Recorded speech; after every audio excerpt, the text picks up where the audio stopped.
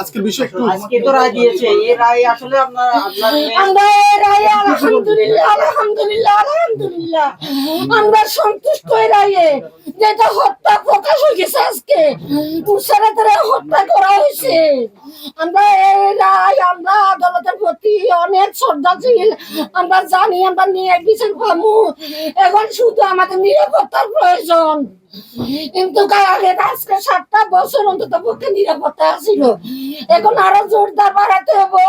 আমি বর্তমান মাননীয় তারেক রহমান, প্রধানমন্ত্রী তারেক রহমানের কাছে ধন্যবাদ জানাই। আমার 3টা ছেলের প্রতি খেয়াল রাখে।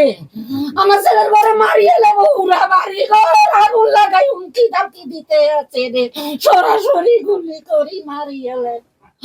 আমি এটা হারাইছি, এত সহ্য করতে মারিয়ে না রে। আমার মা বাবার ফ্যামিলির ভিতরে আমি শুধু একজনে আছি রে। আমি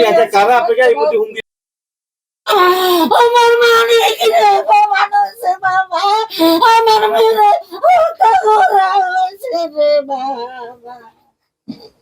ও বাবা, আমার মেয়ে নির্দোষী প্রমাণ হয়েছে। ওরা ফিরে কেমন জি করবে বিশ্বের কাছে প্রমাণ হয়েছে আমার জিরে হত্যা করা হয়েছে রে।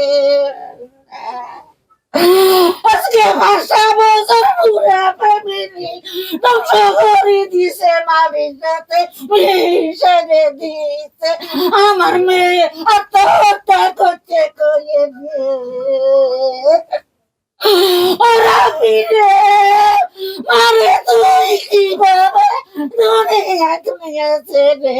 আমার জিয়ে অন্যায় করতে দে, প্রতিবাদ করতে দে, কোন ভুল হয়েছে রে। অন্যায়কারীর শাসন চাইছি রে, মামলা করছি দে, কোন অপরাধ হয়েছে রে।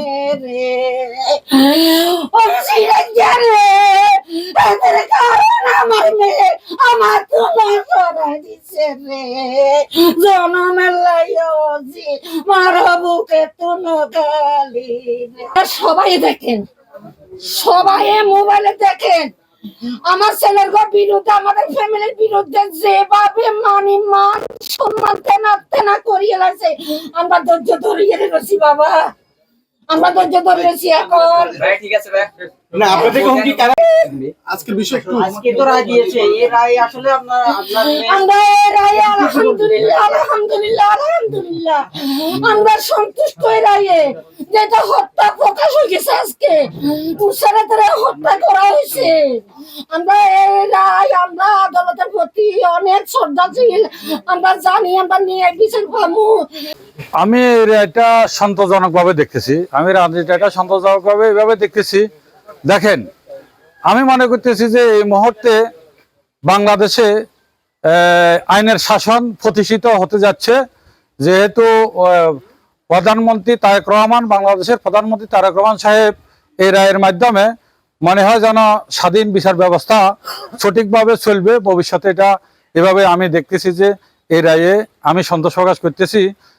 আগে যে রায়গুলা হয়েছে, এই রায়গুলা কি অদৃষ্ট কোনো শক্তির কারণে বা কারো লিখিত কিনা জানি না, যেহেতু আগেও এইভাবে আদালতের মাধ্যমে রায় হয়েছে, তবে রায়গুলার এই এখন উচ্চ আদালতে এসে যে পর্যায়ে এসেছে, আমাদের থেকে রায়গুলা ভালো লেগেছে।